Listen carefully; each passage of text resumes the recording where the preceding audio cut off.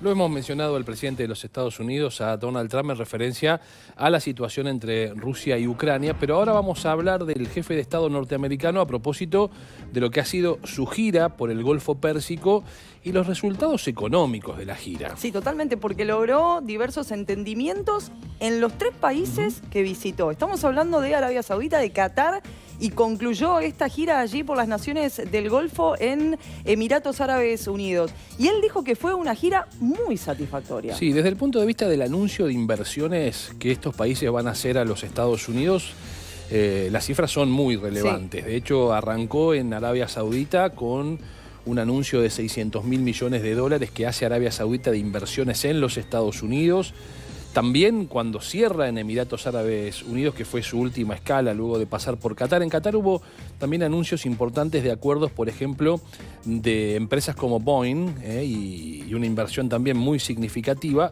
Pero en el último de las reuniones de Trump, allí se anunciaron inversiones en Estados Unidos por parte de los Emiratos Árabes Unidos de 1.4 billones de dólares. Estamos hablando de una cifra muy relevante. Recordemos que en el caso del entendimiento que logró en Arabia Saudita, el primer destino del mandatario de los Estados Unidos, está vinculado al área de seguridad. En el caso del entendimiento que logró en los Emiratos Árabes Unidos, estamos hablando, nosotros lo contamos ayer aquí en la noche de Canal 26, de un acuerdo que logró específicamente para el área de tecnología y de inteligencia artificial. De hecho, hoy fue una muy buena rueda en los mercados para las empresas de los Estados Unidos vinculadas a el área de la tecnología aplicada a la inteligencia artificial, entre ellas NVIDIA, que quizás es una de las más conocidas para el público en estos tiempos, porque van a tener injerencia en lo que ha firmado como acuerdo Trump de esto que vos estás diciendo. Que recordemos de todos modos que se materializará en 10 años. Sí, es un proceso. Es un proceso. Esto quedó muy en claro cuando se logró este entendimiento. Además tenemos que hablar también que hay un antes y un después, porque en este viaje se marcó un punto de inflexión, sobre todo para las relaciones que mantenía Estados Unidos con Siria.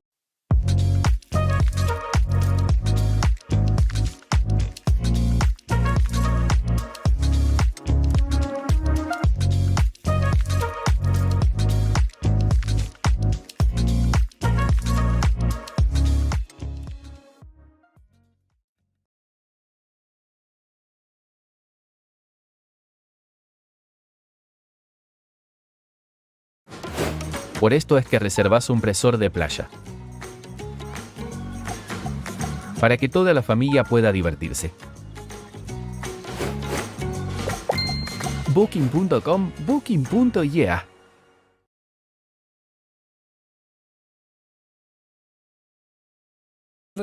¿Cuáles son las condiciones que los países van a tener para hacer negocio con los Estados Unidos? Exactamente, sí, que eso se va a conocer, dijo, en las próximas semanas, y también los próximos entendimientos en detalle. El Bovespa en Brasil cayó 0,11%, el IPC en México subió 0,05%. El Merval en Argentina volvió a subir un 0,87%, en Chile el IPSA cayó 0,3%. Nos vamos a Perú, el Lima Higuera cayó 0,24%, descenso para el Colcap en Colombia 1,20%. En Venezuela, el IBC de Caracas tuvo hoy una suba del 7,65%. Ya en Wall Street, el Dow Jones cerró en alza, 0,78%. Compartimos lo que sucedió con el Nasdaq, el panel que engloba las empresas tecnológicas. Vos anticipabas algo, Sebastián. Cayó 0,52% y cerramos allí en Wall Street con el Standard & Poor's 500 que subió 0,70%. Dejemos a Europa, donde mayormente también hoy los mercados han tenido una rueda con números en verde. Lo vemos en el IBEX 35 de España, que subió 0,96. El principal índice de la Bolsa de Londres, en Inglaterra, subió 0,59%. Subió también el DAX 40 en Alemania, 0,30%. Y en Francia, el CAC 40, 0,42% arriba. En el caso del principal índice de la Bolsa de Milán, en Italia, el MIB, subió 0,59. Vamos a observar qué sucedió con el SMI de Suiza, que tuvo una suba del 0,88%. Y cerramos en Holanda con el AEX 25, que cerró con una suba del 0,20%. Vamos a los mercados asiáticos y ahora vamos a contarles lo que dijo el gobierno chino a propósito del acuerdo por 90 días con los Estados Unidos. En Japón el Nikkei cayó 0,09%. Cayó también el Hang Seng en Hong Kong, 0,46%. En Corea del Sur, el índice Kospi de Seúl subió 0,21%. Shanghái, uno de los principales índices chinos, 0,40% abajo, y el China A50 también descendió 0,87%. Bueno, esto que les decíamos, porque hoy hubo declaraciones del gobierno chino a propósito de la tregua comercial con los Estados Unidos, que implicó una reducción muy significativa de los aranceles recíprocos, tanto en la decisión que tomó Trump como en la decisión que tomó el gobierno de Xi Jinping, que ha llevado a que Estados Unidos imponga aranceles del 30% a las importaciones procedentes de China y que China implique un arancel del 10% a los productos que ingresan desde los Estados Unidos. Sin embargo, Ornella, el gobierno chino dice: la tregua de 90 días probablemente no sea suficiente. Exactamente. Recordemos que lograron este entendimiento, vos lo mencionabas recién, un acuerdo que se logró el fin de semana pasado en Ginebra, en Suiza, y que está establecido un mecanismo de diversos encuentros entre ambas delegaciones, la del gigante asiático y la de los Estados Unidos. A propósito de este tema, hoy en Corea del Sur se reunieron, estamos hablando del representante de comercio de los Estados Unidos, Grimson, con su par chino, porque allí se llevó a cabo la cumbre de la PEC. Y allí se encontraron una vez más y hablaron de este tema. Vamos a abrir canal26.com y compartir un dato también de la economía que relaciona a el JP Morgan con la Argentina. Veamos el título. JP Morgan tildó de éxito la salida del cepo cambiario porque no provocó un salto inflacionario. Se espera que la evolución del marco de política continúe apoyando la senda desinflacionaria hacia adelante, una premisa que hemos subrayado repetidamente en el pasado. Esto es lo que señaló la entidad. En un informe reciente, el banco JP Morgan destacó que la eliminación del cepo cambiario en Argentina no generó un aumento significativo en la inflación y calificó el proceso como un éxito, señalando que la transición hacia un régimen de bandas cambiarias y la eliminación del crawling peg del 1% mensual no implicaron un salto inflacionario. El análisis indica que la inflación mensual en abril fue del 2,8%, por debajo del 3,7% registrado en marzo y del consenso de mercado que preveía un 3,2%. Ahora, la entidad proyecta que la inflación continuará descendiendo, alcanzando niveles cercanos al 2% mensual en el corto plazo. Está claro lo que dice el JP Morgan, que lo que no hubo con estas decisiones fue un fast-through, que es lo que habíamos contado en algún momento, la previsión de que cuando hay un salto en el tipo de cambio, cuánto de ese salto del tipo de cambio porcentualmente se traslada a los precios. Bueno, efectivamente no pasó, por eso considera el JP Morgan que ha sido un éxito la salida del cepo cambiario por parte del gobierno argentino. Hablando de dólares, vamos a ver cómo cerró la semana el dólar. Exactamente, vamos a observar entonces cómo cerró la cotización del mismo. Comenzamos con el oficial y luego vamos a ver el turista en este cierre de semana, en esta jornada de viernes. Y aquí lo tenemos. 1.160 pesos para el oficial, registró de esta manera en su variación un alza del 0,87%. Bueno, la misma modificación para el dólar turista. Es el dólar oficial al que hay que sumarle el 30% de retención a cuenta del impuesto a las ganancias. Por eso vamos a ver en pantalla al dólar turista, que ha tenido entonces esta cotización. Veamos las reservas del Banco Central de la República Argentina. 38.332 millones de dólares. Aquí no hubo variación en relación al día de ayer, muy poca variación ciertamente entre el nivel de las reservas brutas del Banco Central. Vamos a ver las tasas, la tasa de política monetaria aquí en nuestro país, en la República Argentina, la nominal anual y la efectiva anual, que se mantienen en el 29% y en el 33,63% respectivamente. Vemos a continuación el índice UVA y el índice SER. El índice UVA al día de hoy 1.467,72, el SER 581,71. Compartimos los bonos, comenzando por el AL 30 en dólares, $66,66 de dólar, registró en su variación un descenso del 0,95%. Bueno, el bono TX25 y el TX26 en pesos también hoy tuvieron un comportamiento mixto. El TX25 subió 0,49, 1.225. El TX26, que es un bono similar, difiere en la fecha de vencimiento, cayó 0,14, 1.420. Ambos son bonos del Tesoro que ajustan por inflación. Vamos a ver qué pasó con las acciones de las empresas que cotizan en el Merval, en la Bolsa de Buenos Aires, las principales. Comenzando por Celulosa Argentina, que subió 4,15%, Ledesma 1,84% arriba. Observamos que los papeles de Aluar en Buenos Aires subieron 6,87%, el banco francés arriba 0,84%. Las acciones de Banco Macro subieron también 1,87%.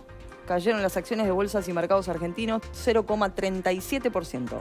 Central Puerto en baja 0,32%, Sociedad Comercial del Plata 2,15% de caída. Cresud 0,37% abajo. Subieron los papeles de Edenor 6,12%. En el caso del Grupo Financiero Galicia, con suba del 1,67%, IRSA y una suba del 0,56%. Compartimos los papeles de Loma Negra, que subieron también 1,40%, cayó Metrogas 3%. Mientras que las acciones de Pampa Energía cayeron 0,91% y las del Grupo Supervil subieron 0,71%. Las acciones de Telecom Argentina cayeron 0,39%, también cayeron los papeles de Transportadora Gas del Norte 2,58%. Transportadora Gas del Sur con caída del 1,24%, Transener caída del 1,61%. Subieron las acciones de Ternium Argentina 5,49%, a la baja el Banco de Valores 0,37%. Mientras que YPF concluyó la rueda con una suba en Buenos Aires del 0,84%. Vamos a ver en pantalla el próximo dato, que es el riesgo país de Argentina. Exactamente. Al día de hoy, que tuvo una baja, 651 puntos básicos, bajó 3,98%.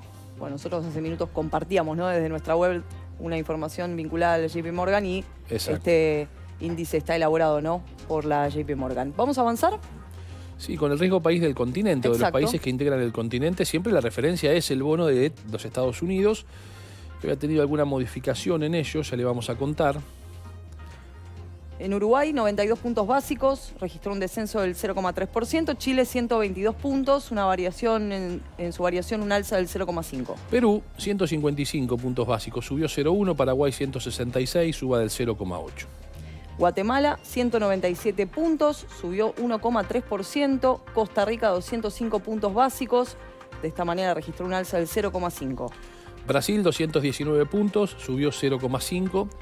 República Dominicana, 214, la suba fue del 0,8%. Panamá, 279 puntos básicos, registró una suba del 2%.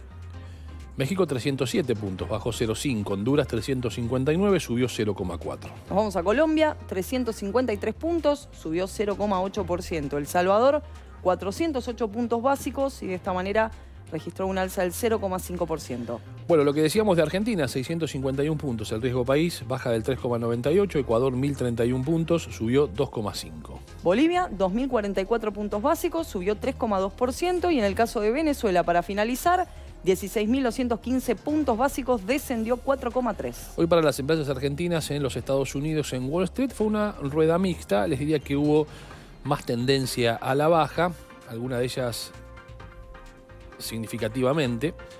Banco Francés con suba del 0,1%, Central Puerto y una caída del 1,5%. Las acciones de Cresud también cayeron 0,4%, Despegar arriba 0,2%. En el caso de Edenor, sus papeles en Nueva York hoy cerraron 4,1% abajo, Grupo Financiero Galicia y una suba del 0,4%. Globant descendió 23,7%. IRSA también registró una baja del 0,9%. Loma Negra en caída 0,5%, Mercado Libre también anotó una baja leve del 0,1%. Sin cambios, para Pampa Energía, el Banco Superviel 1,5% arriba. Mientras que las acciones de Telecom cayeron 1,3%, las de Transportadora Gas del Sur bajaron 2%. Tenaris descendió 1,1%, también bajaron las acciones de Ternium 0,1%. YPF, como veíamos en Buenos Aires, hoy también subió en Estados Unidos, fue 0,3%. Nos quedamos en Estados Unidos, vamos a compartir, Ornella, lo que ha sucedido con las principales empresas tecnológicas que operan allí en la bolsa de New York. Disney subió 1%, también las acciones de Amazon 0,2%. Microsoft subió exactamente lo mismo que Amazon, fue 0,2%. AT&T un alza del 1,4%. Apple registró una caída del 0,1%. También los papeles de Meta a la baja 0,5. Nvidia con suba del 0,4%, Netflix con suba del 1,1%. Los papeles de Google registraron una suba del 1,3% y los de Zoom también, pero en 0,9%. Las acciones de Tesla arriba 2%, las de Coinbase subieron también 9%. Cayeron las acciones de Nubank 0,6%. Vamos a observar ahora en pantalla un gráfico sobre un tema que es polémico. Sí. Y tiene que ver con la tasa de interés de la Reserva Federal. Digo es polémico porque ya está generando, como venimos observando, cruces en las declaraciones, sobre todo porque el presidente Trump le viene pidiendo al presidente de la Fed, a Jerome Powell, que baje la tasa de referencia, que hoy se encuentra en el 4,5%. ¿No? Aquí tenemos un recorrido histórico. Desde el año 2000, toma. Exactamente. Estamos viendo la fecha de recesión, que se ubica aproximadamente aquí, ¿no? Entre el 2008 y 2010, el rango máximo, y llega a el mes de mayo, cuando se conoció el último porcentaje del 4,5, el mes de mayo de este año, ¿no? Exactamente. Obviamente. Bueno, por ejemplo, hoy la calificadora Moody's le ha bajado la calificación de la deuda al gobierno de los Estados Unidos, al Tesoro de los Estados Unidos, como consecuencia, entre otras cosas, de todavía una alta tasa de referencia y además el enorme gasto público que significó la salida de la pandemia. Es decir, hoy todavía Trump sigue pagando las consecuencias de la herencia de Biden y por eso esa decisión de la calificadora de riesgo que se ha conocido en el día de hoy, donde vuelve a apuntar sobre la tasa, lo que obviamente va a llevar a que el presidente de los Estados Unidos refuerce su presión sobre la Fed para que efectivamente tomen la decisión de bajarla. Sabemos que la Fed, en ese sentido, a lo largo de la historia, ha intentado mantener siempre la independencia con respecto a los gobiernos de turno. Recordemos que, existió ayer una advertencia por parte de la Fed del aumento de las tasas a largo plazo. Esto lo manifestó en un encuentro el presidente de la Reserva Federal de los Estados Unidos, Jerome Powell, que de esta manera, genera más tensión, ¿no?, con el presidente de los Estados Unidos, que tiene una relación de ida y vuelta, sobre todo si tenemos en cuenta lo que sucedió el 2 de abril, cuando Donald Trump anunció los aranceles y Jerome Powell, se mostró bastante en desacuerdo. Sí, además creyó que, o al menos aventuró que esa decisión de Trump lo que iba a provocar es una suba de los precios y por ende las dificultades para seguir bajando la tasa. Vamos a ver qué pasó con el petróleo en este día viernes, cómo cerró el crudo a nivel internacional. El Brent 1,16% en alza, $65.28 el precio del barril. El mercado de referencia de los Estados Unidos, el WTI, también subió 1,41% y el precio del barril $62.49 de dólar. Veamos el oro, que ha retrocedido en su cotización. $3.205.30, una caída del 0,66% para el valor de la onza Troy de oro al contado. Y el valor del Bitcoin, para cerrar los datos económicos, $103.692 y registró un alza del 0,60%. Bien, cerramos este recorrido económico. Cerramos este recorrido económico, pero vamos a hacer un recorrido para ver cómo está la calle en este preciso momento.